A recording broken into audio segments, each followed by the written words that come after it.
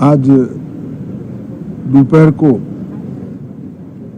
Air India की flight संख्या AI 171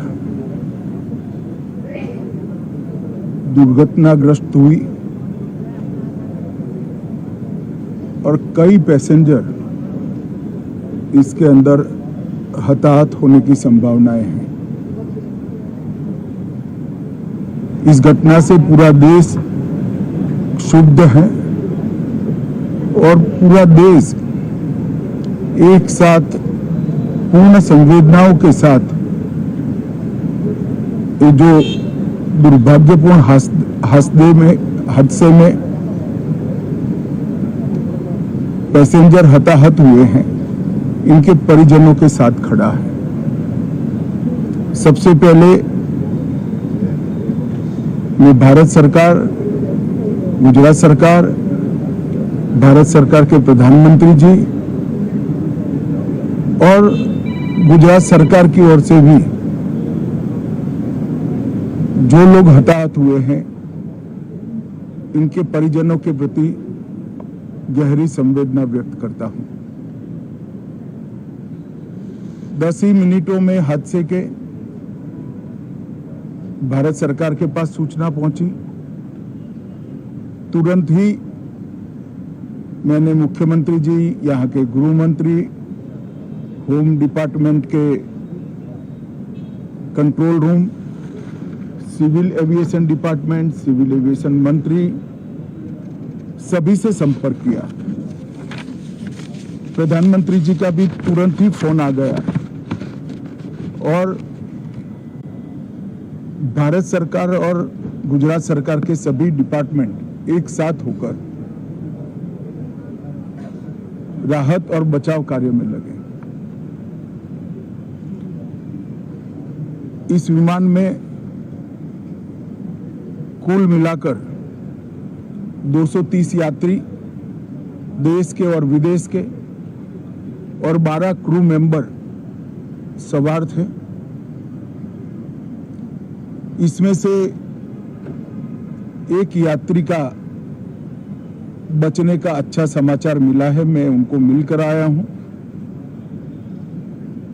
मृत्यु का आंकड़ा तो DNA परीक्षण और यात्रियों की पहचान के बाद ही अथॉरिटी अधिकृत रूप से घोषित करेगी, मगर जो यात्री बचा है उसको मैं मिलकर आया हूं। घटना के तुरंत बाद गुजरात सरकार ने बहुत त्वरा से डिजास्टर मैनेजमेंट की सारी इकाइयों को अलर्ट करते हुए, चाहे हेल्थ डिपार्टमेंट हो, चाहे फायर ब्रिगेड हो, चाहे पुलिस विभाग हो, भारत सरकार की भी CAPF को संपर्क कर सभी ने एक साथ मिलकर राहत और बचाव का कार्य चालू किया। मगर 1.25 लाख लीटर ईंधन विमान के अंदर ही था और लगभग गर्मी तापमान इतना ऊंचा हो गया कि किसी को बचाने की मौका ही नहीं मिला। अब मैं घटना स्थान पर भी जाकर आया हूं। सारे यात्रियों के मृतदेह को बाहर निकालने का काम लगभग समाप्त हो चुका है। जितने यात्रियों के परिजन यहां पहुंच चुके हैं, वो सबका DNA लेने की कार्यवाही भी 2-3 घंटों में समाप्त हो जाएगी।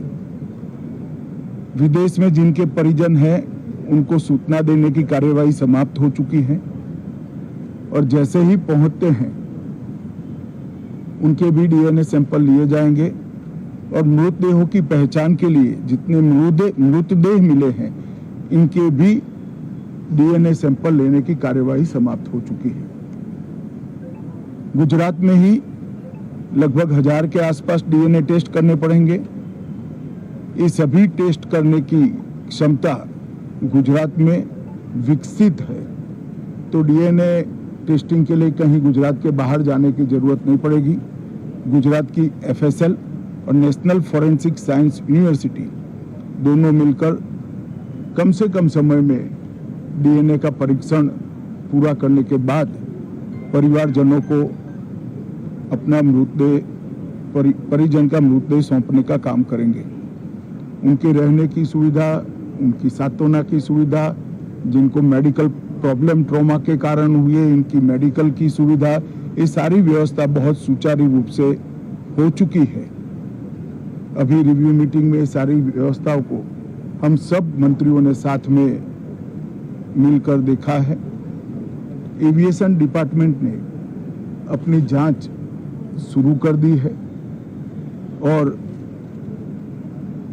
जांच तेजी से आगे बढ़े इसके लिए भी एविएशन मंत्री जी ने सूचनाएं दी है। मैं फिर से एक बार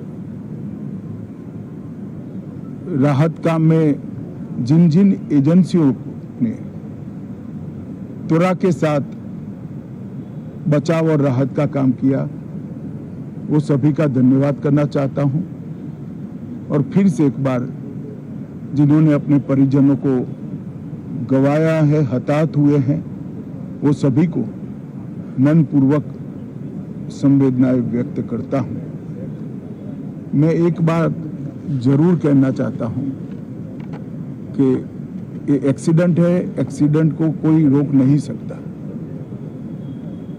परंतु 365 दिन 24 घंटा इस तरह की घटना के लिए प्रशासन का जो अलर्टनेस है उसकी कसौटी उसी वक्त होती है जब ऐसी घटनाएं होती है।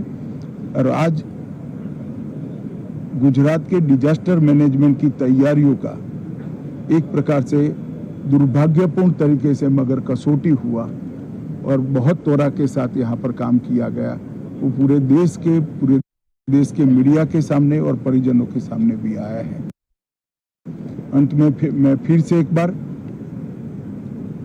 सम्माननीय प्रधानमंत्री नरेंद्र मोदी जी की ओर से, भारत सरकार और गुजरात सरकार की ओर से सभी हताहत लोगों के परिजनों के प्रति गहरी संवेदना व्यक्त करता हूं।